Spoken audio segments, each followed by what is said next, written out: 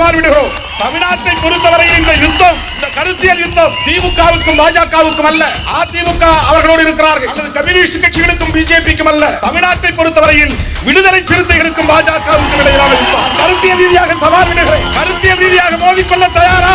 விவாதிக்க தயாரா? ஓட ஓட விரட்டி அடிப்போம். தமிழ்நாட்டில் ஒரு இடத்தில் கூட உங்களால் கொடியேற்ற விடாமல் தடுக்க முடியும். யாரிடம் ஆராய்கிறாய்? பதவியை பார்த்து கொள்ளை இழிக்கிறவர் அல்ல திருமாவளவன். பதவியை என் தலையில் இருக்கிற முடிக்கு சமமாக கருதுகிறவன். சட்டமன்ற உறுப்பினராகி 2 ஆண்டுகளில் தூக்கி எறிந்துவிட்டு வெளியே வந்தவர். நாடாளுமன்ற தேர்தலின் போது அண்ணன் தளபதி அவர்கள் நீங்க தோற்கக்கூடாது, ஜெயிக்கணும், நீங்க உதயசூரியன் சின்னத்தில் தான் நிற்கணும்னு சொன்னார். நான் சொன்னேன் தோற்காலும் பரவாயில்லை, தனி சின்னத்தில் இருப்பேன். பதவிக்கு ஆசைப்படுறவனா இருந்தா அண்ணன் நீங்க சொல்றபடி கேட்கிறேன்னு தலை குடிச்சிட்டு வந்திருப்பேன். I don't care. நாளைக்கு இந்த பதவியை ராஜினாமா பண்ணாலும் பண்ணுவேன். ஆனால் உன்னை எதிர்ப்பதை ஒருபோதும் விட மாட்டேன்.